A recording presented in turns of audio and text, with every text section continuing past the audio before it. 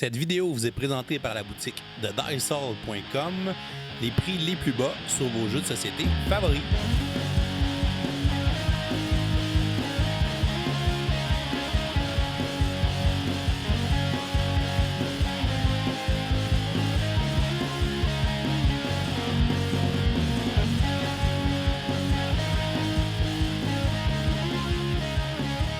Salut les gamers, bienvenue à Presseur Board Game, je m'appelle David.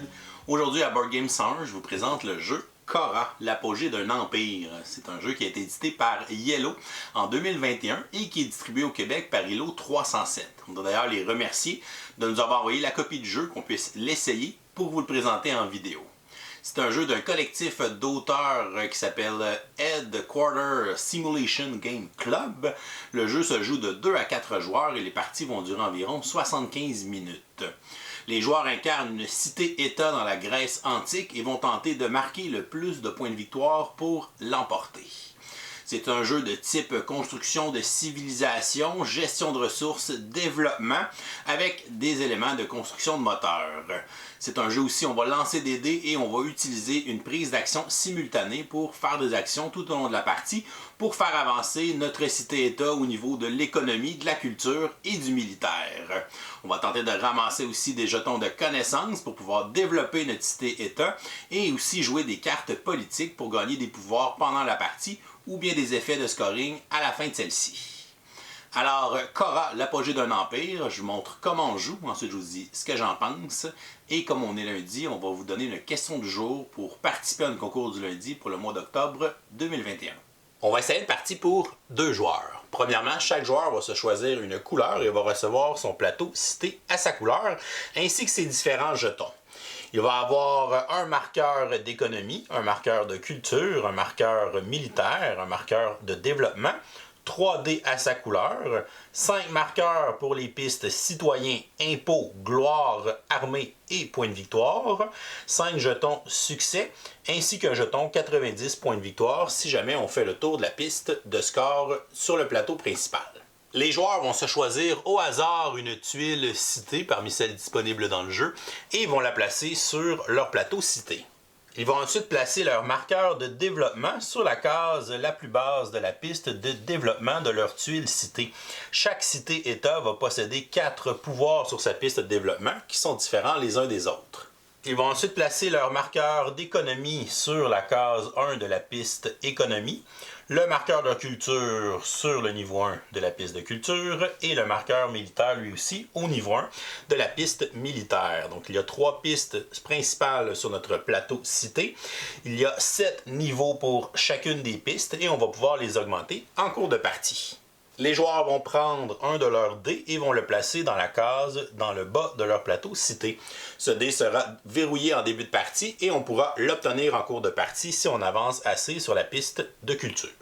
Les joueurs vont commencer la partie avec 4 pièces qu'ils vont prendre dans la réserve et les joueurs prendront aussi leurs 7 tuiles actions à leur couleur.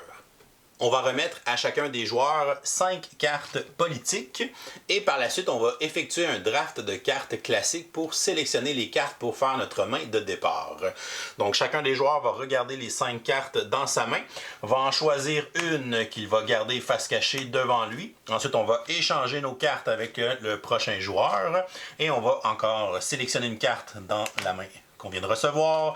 On va ensuite échanger nos cartes à nouveau. On va sélectionner une 3e carte et on va échanger nos mains une dernière fois pour sélectionner une carte et l'autre carte sera remise à l'autre joueur, ce qui formera notre main de départ de 5 cartes politiques. On va ensuite placer sur la table le plateau principal et sur celui-ci, on va aller placer des jetons de connaissances vert, bleu et rouge sur les endroits indiqués. Il y a 2 types de jetons connaissances. Il y a les jetons de connaissances mineurs qui n'ont pas de feuilles de laurier sur les jetons et les jetons de connaissances majeures qui ont des lauriers sur ceux-ci. On va les assigner sur les endroits correspondants selon les dessins qui sont imprimés sur le plateau pour savoir où placer les jetons de connaissances majeures. Il restera aussi quelques jetons de connaissances mineures et on va les placer pour former une réserve. On va aussi se faire une réserve avec les jetons de philosophie ainsi que les jetons de pièces de valeur 1 et de valeur 5.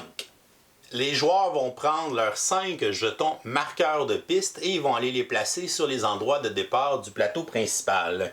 Ils vont placer leurs jetons marqueurs de citoyens sur la case 3 de la piste citoyen. Ils vont placer leur marqueur d'impôt sur la case 0 de la piste d'impôt. Leur marqueur de gloire à 0 sur la piste de gloire. Leur marqueur d'armée sur la case 0 de la piste d'armée. Et leur marqueur de point de victoire sur la case 0 de la piste de score qui est autour du plateau principal. On va ensuite préparer la pioche de cartes événements pour la partie. On va mettre de côté les événements densification des cités et la conquête de la Perse et on va mélanger toutes les autres cartes événements. On va ensuite placer sous la pioche la carte conquête de Perse, ce sera toujours le dernier événement de la partie. Ensuite, on va prendre dans les cartes qu'on a mélangées 7 cartes qu'on va prendre au hasard et qu'on va aller placer par-dessus la conquête de la Perse. Et on va finaliser notre pioche de cartes événements en plaçant l'événement densification des cités sur le dessus. Les autres cartes seront remises dans la boîte de jeu et notre pioche de cartes événements sera placée à côté du plateau principal. On va former une pioche avec le restant des cartes politiques qu'on va placer à côté du plateau principal. Et finalement, les joueurs vont aller lire leur pouvoir de développement niveau 1 qui va souvent leur donner un petit bonus en début de partie. Pour la ville de Thébès, ils commencent avec un niveau sur la piste militaire qu'ils vont augmenter gratuitement. Il va donc avancer son jeton militaire sur le niveau 2 de son plateau cité. Et la ville d'Olympie, elle, va commencer avec 1 d'impôt. Donc, il va avancer son marqueur d'impôt de 1 sur la piste d'impôt. Une partie de Cora se joue en 9 manches de jeu. À chaque manche, on va révéler une carte événement pour la manche. Et ensuite, les joueurs vont pouvoir collecter des impôts selon leur niveau d'impôt sur le plateau principal.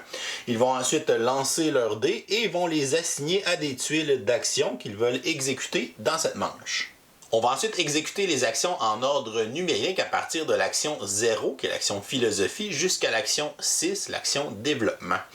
Durant les actions, les joueurs vont pouvoir gagner différentes ressources, aller coloniser des lieux pour gagner des jetons de connaissances, et ils vont tenter aussi de jouer des cartes politiques pour gagner différents effets et pouvoirs. Ils vont aussi tenter de développer leur cité-état pour acquérir leurs autres pouvoirs de leur plateau cité. Après la phase d'action, les joueurs pourront progresser sur leur civilisation en augmentant leur niveau d'économie, de culture ou leur niveau militaire en payant de l'argent. On va ensuite résoudre l'événement qu'on avait révélé au début de la manche et si les joueurs ont réussi à accomplir différents succès, ils vont pouvoir placer leurs jetons de succès sur le plateau principal pour gagner des récompenses.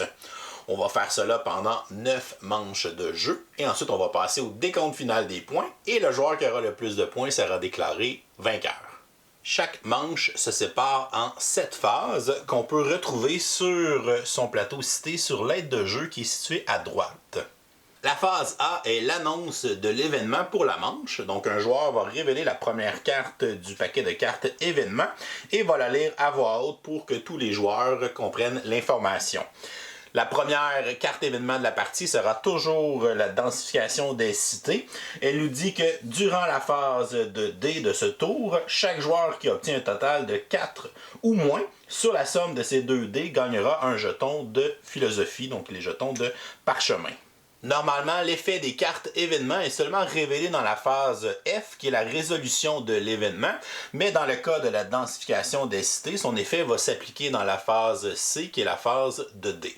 On passe ensuite à la phase B, qui est la phase d'impôt. C'est là que les joueurs vont pouvoir récolter des pièces selon leur niveau d'impôt sur la piste d'impôt du plateau principal. Donc le joueur bleu est au niveau 1 de la piste d'impôt, il va donc gagner une pièce. Et le joueur orange est au niveau 0, donc il ne gagnera rien. On passe ensuite à la phase C, qui est la phase des dés. Donc les joueurs vont prendre tous leurs dés actifs, ils en ont 2 en début de partie, et pour en déverrouiller un 3e en cours de partie, ils vont lancer leurs dés et on va garder les résultats qu'on va obtenir. On voit ici que le joueur bleu a une somme de 3 sur ces 2 dés. Donc comme l'événement de la manche numéro 1 nous disait, si on a une somme de 4 ou moins, on va gagner un jeton de philosophie. Il va donc se prendre un jeton parchemin. De plus, le joueur qui a la plus petite somme sur ses dés sera désigné premier joueur pour la manche. C'est donc notre joueur bleu qui sera premier joueur pour cette manche. Ensuite, de façon simultanée, les joueurs vont consulter leurs 7 tuiles d'action et vont secrètement placer une tuile d'action pour l'assigner à chacun de leurs dés. Ils vont les placer face cachée sur la table pour ne pas les révéler à leurs adversaires. Donc le joueur orange va assigner cette action au dé numéro 2 et cette action au dé numéro 6. Et le joueur bleu, lui, va assigner cette action au dé numéro 1 et celle-ci au dé numéro 2. Lorsque tous les joueurs ont assigné une tuile d'action à chacun de leurs dés, les joueurs vont, en façon simultanée encore, révéler l'identité des tuiles qu'ils ont assignées à leurs dés. Ils devront ensuite vérifier s'ils doivent payer des citoyens de pénalité selon les assignations qu'ils ont faites. Si la valeur du dé est inférieure à la valeur de l'action, on devra payer des citoyens pour compenser la différence. Donc j'ai un dé de valeur 2, mais j'ai une action de valeur 4. Il a donc une différence de 2. Je vais donc perdre 2 sur la piste de citoyens. Pour mon action politique, elle est de valeur 5, mais j'ai un dé qui est supérieur, donc je n'ai pas à payer de citoyens pour celle-ci. Donc si on a un dé qui est égal ou supérieur, on ne paiera pas de citoyens. Pour le joueur bleu, il a un dé de valeur 1 sur l'action numéro 1, donc pas de pénalité. Mais ici, il a un dé de valeur 2 et a pris l'action numéro 4, donc il a une différence de 2. Il devra lui aussi payer 2 citoyens.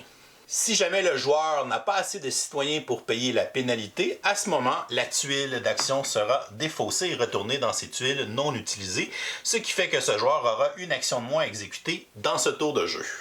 Pour ne pas que cela se produise, les joueurs peuvent aussi dépenser, tel qu'indiqué dans le bas de leur plateau personnel, un jeton de philosophie pour pouvoir gagner 3 citoyens pendant la phase de D. On passe ensuite à la phase D, qui est la phase d'action. Il y a 7 tuiles d'action dans le jeu qui sont numérotées de 0 à 7. On va appeler les actions en ordre numérique et tous les joueurs qui ont choisi cette tuile d'action vont l'exécuter de façon simultanée, sauf l'action 4 qui va s'exécuter en ordre de tour de jeu en partant par le premier joueur. Comme aucun joueur n'a sélectionné l'action 0, on va passer à l'action 1. Donc le joueur bleu va exécuter son action 1 et lorsque c'est fait, il peut retourner sa tuile pour se le rappeler. On n'a aucun joueur qui a sélectionné l'action 2 ni l'action 3. Les deux joueurs ont sélectionné l'action 4 qui est l'action militaire. C'est la seule action qui va s'exécuter en ordre de tour de jeu. C'est donc notre joueur bleu qui va l'exécuter en premier puisqu'il était premier joueur parce que sa somme sur ses dés était inférieure. Il va donc exécuter l'action 4 en premier et ensuite le joueur orange va exécuter son action 4 et finalement il va ensuite exécuter son action 5. Regardons maintenant le fonctionnement des 7 actions qu'on peut exécuter dans le jeu. Pour l'action 0, l'action philosophie, le joueur va simplement gagner un jeton de philosophie. Il n'y a pas de limite de jetons de philosophie que les joueurs peuvent avoir en leur possession. Pour l'action numéro 1, qui est l'action de législation, le joueur va premièrement gagner 3 sur la piste de citoyen. Par la suite, il va aller piocher les 2 premières cartes politiques de la pioche, va les consulter, va en choisir une qu'il va ajouter à sa main de cartes. La deuxième sera remise sous la pioche et les joueurs n'ont pas de limite de cartes politiques qu'ils peuvent avoir dans leurs mains. Pour l'action numéro 2, qui est l'action de culture, le joueur va gagner des points de victoire selon son niveau de culture sur son plateau cité. Donc c'est la piste du centre. Donc ici je suis au niveau 1 en culture, ce qui me ferait gagner 1 point de victoire directement. Pour l'action numéro 3, c'est l'action de commerce. Premièrement, le joueur va gagner des pièces selon son niveau d'économie plus 1. Donc ici mon économie est au niveau 1. Plus 1, ça fait que je vais gagner 2 pièces. Par la suite, je peux décider de dépenser 5 pièces pour m'acheter un jeton de connaissance de la réserve. Donc des jetons de connaissance mineurs vert, bleu ou rouge. Donc je pourrais dépenser 5 pièces de ma réserve personnelle et m'acheter un jeton bleu. Pour l'action numéro 4, c'est l'action militaire. Le joueur va commencer par gagner des armées égales à son niveau de militaire sur son plateau cité. Donc ici, mon militaire est au niveau 2. Je vais donc avancer de 2 sur la piste d'armée. Et ensuite, je vais pouvoir coloniser un territoire, c'est-à-dire aller chercher un jeton de connaissance sur le plateau principal. Les jetons ont des prérequis en nombre d'armées pour pouvoir les coloniser et on va perdre une certaine quantité d'armées selon ce qui est indiqué à côté de l'icône de crâne après notre colonisation, mais cela va nous permettre de gagner des jetons de connaissance. Mon joueur pourrait donc décider de coloniser cet emplacement. Il va prendre le jeton connaissance. Il a les 2 prérequis qui sont demandés pour faire cette colonisation. Et il y a une armée qui va mourir. Il va donc descendre de 1 sur la piste d'armée. De plus, certains endroits qu'on va coloniser vont nous donner des bonus selon ce qui est écrit en dessous des endroits de colonisation. On peut gagner des pièces pour les endroits qui sont sur les jetons de connaissance rouges. Pour les jetons bleus, on peut gagner des pièces et des points de victoire. Et pour les jetons verts, on peut gagner des bonus de points de victoire. On peut aussi décider de coloniser Persépolis, qui est en bas complètement du plateau, qui demande un prérequis de 15 armées et qui va faire que nos 15 armées vont mourir, mais on va gagner les 3 jetons de connaissance majeures à ce moment-là.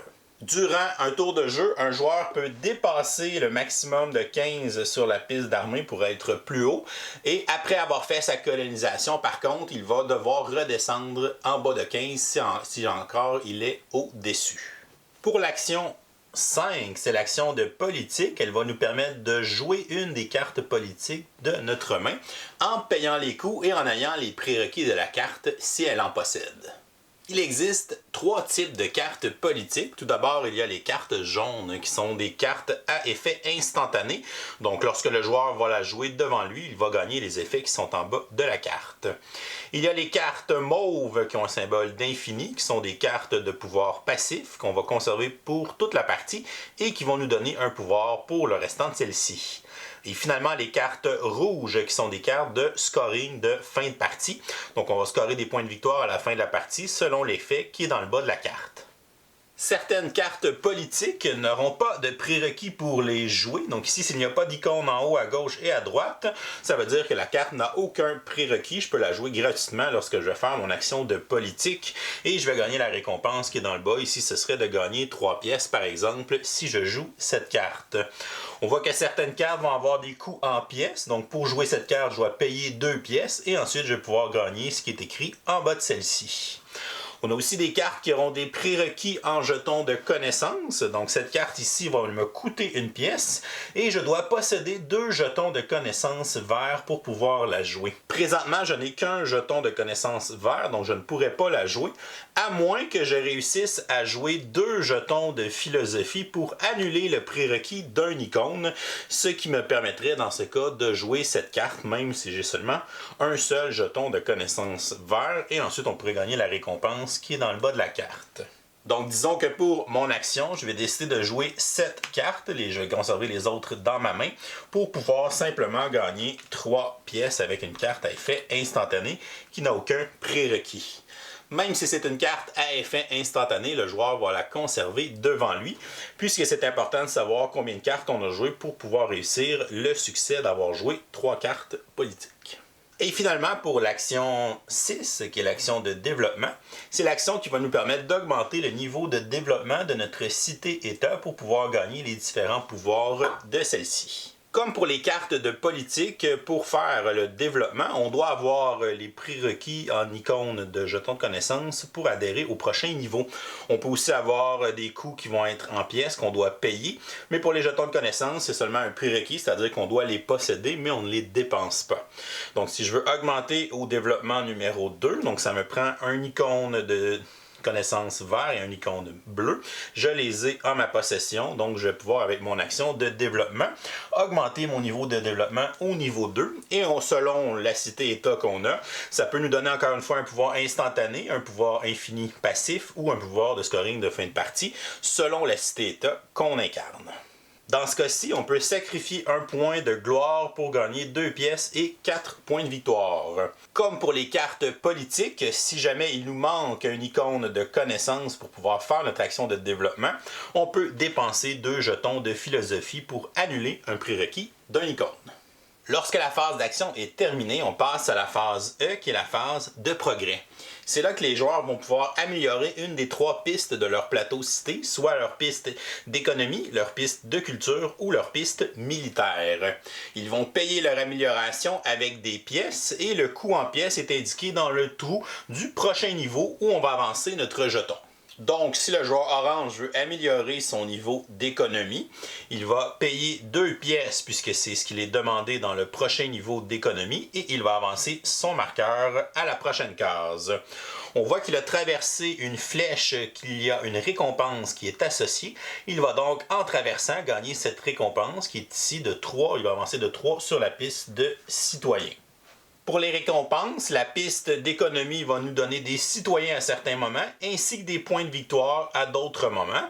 La piste de culture va faire augmenter notre niveau d'impôt. On va aussi débarrer ici notre 3e dé, ce qui va faire qu'à partir de ce moment, on va pouvoir choisir 3 actions à chacun des tours. Et la piste militaire, on va gagner des points de gloire. De plus, dans la phase de progrès, un joueur peut décider de dépenser un jeton de philosophie pour pouvoir faire une autre amélioration, mais il doit aussi payer les pièces qui sont associées avec cette amélioration. Donc, je pourrais augmenter mon niveau de culture, ça va me coûter 1 pièce, puisque c'est indiqué dans le trou du prochain niveau, et je vais augmenter ici ma culture. Il n'y a pas de récompense associée à cette flèche, donc je vais simplement l'augmenter au niveau 2. Si le joueur a plusieurs jetons de philosophie, il peut les dépenser pour faire d'autres améliorations, tant qu'il a des pièces pour pouvoir les payer. On passe ensuite à la phase F, qui est la résolution de l'événement. On ne l'exécutera pas dans la première manche, puisque c'est un événement qui s'est réglé dans la phase de D, mais dans toutes les autres manches, on va exécuter l'événement dans la phase F. Par exemple, ça peut être un événement qui va donner ou enlever quelque chose à chaque joueur, comme celui-ci. Chaque joueur va perdre 2 armées sur la piste d'armée, ou on peut avoir des cartes événements qui vont être comme celle-ci, où le joueur qui a le plus d'armées va gagner une récompense, ici c'est 4 points de victoire, et le joueur qui a le moins d'armées, lui, va perdre 4 points de victoire. Si jamais on a des égalités entre celui qui en a le plus ou celui qui en a le moins, les 2 joueurs à ce moment-là vont gagner la récompense ou perdre les points ou les pénalités à ce moment-là. Et finalement, la dernière phase de la manche sera la phase G, qui est la phase de succès. C'est là qu'on va regarder si les joueurs ont réussi les objectifs des 5 succès qui sont sur le plateau principal pour pouvoir y déposer leur jeton de bouclier pour gagner des récompenses. Le premier succès, c'est d'avoir atteint 10 points de victoire sur la piste principale. Ici, c'est d'avoir atteint le niveau 4 en économie sur sa piste de son plateau cité. Ici, c'est d'avoir 12 citoyens sur la piste de citoyens. Ici, c'est d'avoir joué 3 cartes politiques devant soi. Et ici, c'est d'avoir atteint 6 armées sur la piste d'armée. On a des petits icônes de boucliers aux différents endroits pour se rappeler où sont placés ces objectifs de succès. Si par exemple le joueur orange avait 6 armées rendues à la phase de succès, à ce moment-là, il va pouvoir prendre son bouclier et aller le placer sur la case si aucun bouclier n'avait été placé encore à cet endroit. S'il est le seul à réussir ce succès dans ce tour de jeu, il va pouvoir prendre la récompense de son choix entre un point de gloire, donc d'avancer d'un sur la piste de gloire, ou bien un point d'impôt, c'est-à-dire d'avancer d'un sur la piste d'impôt. Par contre, si jamais les 2 joueurs ont réussi le même succès dans le même tour de jeu, le joueur bleu va aussi placer son bouclier en même temps que le joueur orange. Et à ce moment-là, les 2 joueurs n'auront pas le choix de prendre comme récompense le point d'impôt. Donc les 2 joueurs avanceraient d'un sur la piste d'impôt. On peut faire plusieurs succès dans le même tour de jeu. Donc, si mon joueur bleu avait aussi atteint 12 sur la piste de citoyen, il pourrait réclamer le bonus de citoyen. Il pourrait prendre un d'impôt ou un de gloire, puisqu'il est le seul à avoir accompli dans ce tour de jeu, pour augmenter son impôt de 1. Et à ce moment-là, puisque cet objectif est terminé, l'autre joueur ne pourra pas l'accomplir de la partie. Et par la suite, on va passer à la manche numéro 2. Donc, on va retirer la carte d'événement du tour précédent et on va révéler la prochaine carte d'événement par la phase d'annonce de l'événement. Et on va le lire et on va commencer la 2e manche. Donc, on va jouer la 2e, 3e, 4e, 5e, 6e, 7e, 8e et 9e manche. Et à la fin de la 9e manche, on va passer au décompte final des points. En plus des points que les joueurs ont marqués pendant la partie, on va regarder dans nos développements si on a réussi à débloquer un développement avec une icône de points de fin de partie. C'est le cas ici avec notre ville de Thébès. Donc ça nous dit qu'on va gagner 2 points par jeton de connaissances mineures qu'on a ramassé pendant la partie. J'ai réussi à en ramasser 10. Ce sont ceux qui n'ont pas de laurier. Donc 10 fois 2, ça me ferait 20 points bonus. Par la suite, on va regarder les cartes politiques de fin de partie qu'on a réussi à jouer devant nous. Ce sont les cartes rouges. Et on va exécuter leur effet. Donc lui, c'est 1 point par jeton de connaissance. Donc j'en ai 11 au total. Ça va me faire 11 points avec cette carte. Pour la suivante, je vais gagner 3 fois le niveau de ma piste la plus basse sur mon plateau cité. Ma piste la plus basse étant ma piste militaire qui est au niveau 4. Donc 4 fois 3, ça va me faire 12 points pour cette carte politique. Et finalement, on va multiplier notre niveau de gloire par le nombre de jetons de connaissances majeurs qu'on a ramassés. Ici, j'ai un niveau 2 en gloire et j'ai seulement un jeton de connaissances majeures, donc 1 fois 2. Ça va me faire 2 points bonus. On va additionner tout ça ensemble et le joueur qui aura le plus de points sera déclaré vainqueur. Si jamais on a une égalité, c'est le joueur qui lui reste le plus de pièces en sa possession qui va départager l'égalité. Sinon, ce sera une victoire partagé. Et voilà, c'est comme ça qu'on joue à Khôra, l'apogée d'un empire. Je vous reviens avec mon opinion personnelle. Qu'est-ce que je pense de Khôra, l'apogée d'un empire? Premièrement, on va regarder les côtés positifs. En général, la production, elle est très bien côté matériel, donc c'est de très bonne qualité. Les plateaux des joueurs surtout, donc des plateaux avec des différents trous pour placer nos jetons sur nos pistes pour progresser, tout ça. Donc c'est vraiment magnifique. La qualité est là, mais c'est aussi super fonctionnel. Tu as l'emplacement pour placer ta tuile citée selon celle que tu as pour la partie. Tu as aussi toute l'aide de jeu qui est à droite avec toutes les phases, puis tout le petit résumé de chacune d'entre elles. Et honnêtement, c'est suffisant pour pas mettre le nez dans le livret d'instruction, juste d'avoir l'aide de jeu sur les plateaux de joueurs. Fait que ça, c'est magnifique comme référence. Donc ça, c'est très le fun, un jeu que tu lis les règles, tu te lances dedans et tu n'as pas besoin d'ouvrir le livret d'instruction de ta première partie parce que tu as tout ce qui est nécessaire sur les éléments du jeu pour faire les petits rappels de ces petites règles-là et de ces petits détails. Les illustrations, autant sur la couverture du jeu que la deuxième moitié du plateau principal. Les illustrations aussi sur les cartes politiques, les plateaux cités. Donc c'est vraiment très bien illustré, de belle qualité, des belles images pour mettre en vie tout ce thème-là de l'Antiquité grecque, un thème qui est très répandu dans le jeu de société. Mais encore une fois, ça rend tout ça attirant là, avec les belles images qu'on a mis à l'intérieur du jeu.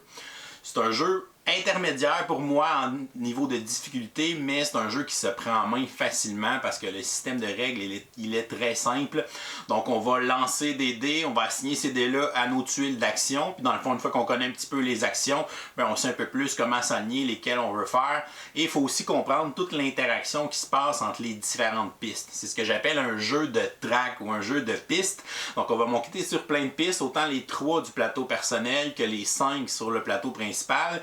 Et c'est les interactions ou les relations qui existent entre ces pistes-là qui vont nous permettre justement d'aller scorer des points, puis d'aller faire des combos, puis de se monter à une espèce de moteur. Donc c'est vraiment un jeu de construction de moteur ou d'engin.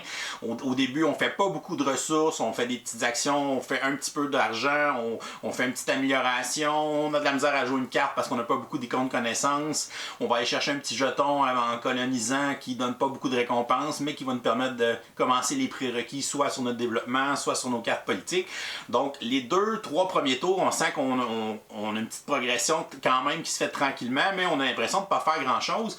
Et plus la partie avance, et là, on a toute la satisfaction de voir notre moteur marcher de mieux en mieux, générer de plus en plus de ressources, faire de plus en plus de combos, augmenter nos pistes plus rapidement, faire des bonus, jouer des cartes qui nous améliorent nos actions. Fait que ça, c'est vraiment le fun. Donc, le côté construction de moteur qui est vraiment le cœur du jeu avec l'interaction des différentes pistes. Donc ce côté-là, super intéressant. C'est tellement un jeu qui est dans mes cordes pour tous ces aspects-là, donc de gestion et de développement de moteurs économiques. J'adore aussi le système des cartes politiques, le fait qu'il y a des cartes instantanées, des cartes pouvoir passif et des cartes d'objectifs de fin de partie. Et c'est le fun que c'est un draft de cartes et non 5 cartes qu'on obtient au hasard au début de la partie. Fait qu'on est déjà en mode stratégie, en mode construction de comment je veux partir mon moteur au début de la partie. Ok, je vais sélectionner cette carte-là, ça va augmenter telle action quand je vais pouvoir la jouer. Puis là, je reçois les cartes d'un autre joueur. Puis, oh, j'ai une autre carte qui peut booster la même action. Fait que là, je vais essayer de faire cette action-là souvent pendant la partie parce que si je réussis à mettre ces deux cartes-là en jeu, mais l'action va me donner de plus en plus de ressources, de plus en plus de bénéfices. Donc, c'est vraiment intéressant ce côté-là. Et le fait qu'on peut en gagner pendant la partie avec l'action de législation qui nous donne des citoyens et qui nous permet d'aller chercher une nouvelle carte. On en pioche deux, on en choisit une. Fait que ça aussi, c'est intéressant de pouvoir en chercher d'autres pendant la partie. La durée des parties aussi est très bien. Honnêtement, à 2 joueurs, c'est à peine 1 heure, donc quasiment 45-50 minutes, donc assez rapide. C'est sûr que si on joue à 4 joueurs, ça peut s'allonger un peu les premières parties, mais généralement, c'est un jeu qui va rentrer dans les temps de 60 à 75 minutes environ. Et pour un jeu de cette durée-là, c'est super satisfaisant. Donc, on a l'impression d'avoir joué quand même à un jeu plus complexe, d'avoir accompli quelque chose. Donc, le sentiment d'accomplissement, il est quand même bien à la fin de la partie pour ce qu'on a réussi à faire. C'est le fun que chaque cité-État ait sa propre piste de développement avec 4 pouvoirs qui sont différents. Ça permet d'avoir une certaine variété de partie en partie. Je peux changer la cité-État que je vais jouer. Puis si je vais chercher les développements, je vais avoir quand même un petit feeling différent où je peux y aller avec ma stratégie de ce peuple-là, tel pouvoir, il est bon en militaire, ok, je vais me lancer dans une stratégie comme ça en essayant d'utiliser le développement. Fait que ça, c'est quand même très bien, mais c'est pas nécessaire. On peut ne pas toucher à son développement et quand même bien performer dans le jeu. Fait que ça, c'est quand même intéressant. C'est intéressant aussi qu'après plusieurs parties, j'ai l'impression qu'il y a beaucoup de stratégies différentes dans ce jeu-là, beaucoup d'avenues différentes. Après ma première partie, j'avais l'impression que certaines choses étaient meilleures que d'autres, mais après avoir joué 4-5 parties, je me rends compte qu'il y a beaucoup d'avenues, il y en a plus que je pensais. J'ai vu des joueurs se lancer à fond dans l'économie, puis pas toucher aux militaires du tout, puis réussir à faire une très bonne partie. Il y en a qui se sont lancés dans le culturel rapidement, qui ont eu leur 3e action vite, qui ont pu bénéficier de ça, qui ont fait beaucoup de points pendant la partie avec l'action de culture, alors que d'autres joueurs n'ont pas fait l'action de culture, se sont lancés un peu plus dans le militaire, et ça va beaucoup dépendre des cartes qu'on va avoir en début de partie. Donc le draft est super important, mais je suis content de voir que chacune des avenues a quand même la possibilité d'être capable de gagner. Puis c'est pas le genre de jeu que tu es obligé nécessairement de débarrer rapidement ton 3e dé. Tu peux quand même super bien performer dans une partie en allant chercher juste ton 3e dé vers la fin pour les 2 derniers tours ou de pas aller chercher du tout. Il y a moyen quand même de faire un engin qui est efficace et d'aller chercher des combos qui sont intéressants. Fait qu'il n'y a pas juste une stratégie gagnante. Puis ça, je suis content de le voir après plusieurs parties qu'il y a différentes avenues à explorer à l'intérieur de Cora. Après ma première partie, j'avais l'impression que le côté aléatoire des dés, en fait, que si je lance des résultats qui sont faibles, mais que je veux faire des actions qui sont hautes, ça me coûte beaucoup de citoyens puis que ça peut me pénaliser par rapport à un joueur qui va toujours avoir des bons résultats sur ses dés. Mais au final, après 4-5 parties, je me suis rendu compte que ça finit par s'équilibrer très bien.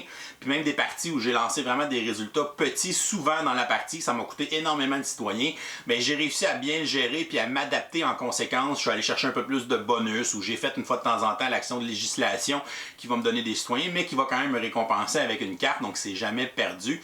Puis ça m'a pas tellement pénalisé, fait que je suis content de voir qu'après plusieurs parties, ce côté-là ne me dérange plus du tout. Parce que le jeu est balancé en fait, puis c'est juste en fait une gestion de ressources de plus. Les citoyens servent à peu près juste à ça, à nous permettre de payer nos dés pour faire des actions qui sont un peu plus élevées. Si jamais on a une carte politique qui nous permet de faire des points en fin de partie selon le nombre de citoyens, mais si on ne va pas chercher cette carte-là ou si on ne l'a pas pendant la partie, ben nos citoyens servent uniquement à balancer nos dés. Oui, on peut aller chercher l'objectif si on se rend à 12, mais une fois qu'on l'a atteint, on peut descendre en bas et c'est pas grave. Pour les côtés négatifs, c'est quand même un jeu qui est dispendieux en magasin au Canada. Il est 90$, donc avec les taxes, on parle d'un jeu qui va nous coûter quand même un peu plus que 100$, ce qui est quand même cher pour ce qu'on retrouve à l'intérieur. J'aurais aimé peut-être à ce prix-là d'avoir un peu plus de ressources de bois puis un peu moins de ressources en carton, mais encore une fois, c'est une préférence personnelle.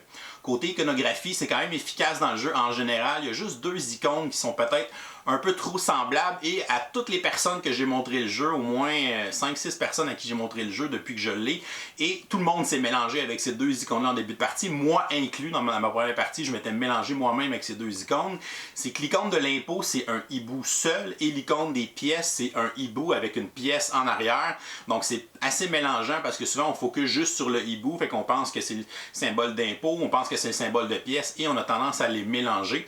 Fait qu'on aurait peut-être juste dû enlever le hibou du symbole de pièce et juste faire une icône avec une pièce carrément pour les représenter. Ça aurait été peut-être un peu moins mélangeant. J'aurais aimé qu'on inclue un petit jeton premier joueur. Je sais qu'on le détermine avec la valeur de la somme des dés, mais c'est plus efficace si on a quelqu'un qui a le jeton. C'est plus facile visuellement de savoir que c'est lui le premier joueur. Donc si je fais l'action militaire en même temps que lui, ben là, on va devoir la faire en ordre de tour de jeu à ce moment-là. Donc ça aurait été un petit ajout intéressant à mettre, même si la majorité des actions se font simultanées. C'est vraiment juste l'action militaire qu'on a besoin de départager ça. Puis la phase de progrès aussi, on va faire nos progrès en ordre de tour de jeu. Fait qu'on peut attendre de voir si un autre joueur va monter sa piste d'économie, s'il va essayer d'aller chercher le succès pour savoir si nous on peut aller chercher seul à ce moment-là. Fait qu'il y a une petite nuance avec le premier joueur, ça aurait été sympathique d'avoir un petit jeton pour pouvoir l'identifier tout simplement. Dans ce genre de jeu-là, de gestion, de construction de moteur, de construction de civilisation, je pense qu'on aurait pu essayer de designer un genre d'automa pour faire un mode solo. Je pense que c'est le type de jeu qui s'y prête bien et qu'on aurait pu inclure ce genre de mode pour ceux qui voulaient un mode solo. D'après moi, il y a des gens qui vont essayer de faire des modes solo maison avec ce jeu et je ne serais pas surpris qu'on en voit apparaître sur Internet dans les prochaines semaines. Somme toute, Cora, c'est une excellente expérience de jeu et plus j'y ai joué, plus je l'apprécie. Je vais lui donner une note de A-. C'est un excellent jeu de gestion, de développement, de construction de moteur de niveau intermédiaire où les combos sont super le fun à développer, la synergie entre les cartes politiques, celles qu'on va choisir dans le draft au début de la partie avec les différentes pistes qu'on va augmenter, avec le développement de notre cité-état. C'est vraiment des éléments qui sont intéressants à développer et qu'on va se casser la tête dans ce système d'action qui est vraiment facile à prendre en main et qui est très satisfaisant en fin de partie pour un jeu d'une durée d'1 heure environ. Donc c'est vraiment une belle expérience de jeu. Donc c'est un jeu que je vous conseille d'essayer. Ça devrait être disponible très bientôt en magasin ici au Canada. Il est déjà sorti en Europe, mais que ça devrait d'arriver d'ici quelques jours pour nous ici au Canada. Et voilà, c'est tout pour aujourd'hui. Oh, c'est vrai, on est lundi. On va donc vous donner une question du jour pour participer à un concours du lundi pour le mois d'octobre 2021, dans lequel vous pourriez remporter le jeu La Molende. La question du jour est la suivante. Quel est votre jeu favori qui se déroule dans l'Antiquité? Vous nous laissez la réponse en commentaire YouTube sous la vidéo pour enregistrer votre participation au concours. Et si vous nous supportez sur Patreon pour 5 $, vous aurez aussi une participation automatique au concours. Donc, bonne chance à tous! Si jamais vous n'êtes pas encore abonné à notre chaîne, vous pouvez le faire en cliquant le petit bonhomme ici en bas de l'écran. Sinon, vous pouvez nous suivre sur Facebook, Twitter, Instagram à Professeur Board Game. Et si vous aimez les vidéos qu'on fait, vous pouvez nous encourager sur notre campagne Patreon. Je vous souhaite à tous une excellente fin de journée et continuez de gamer.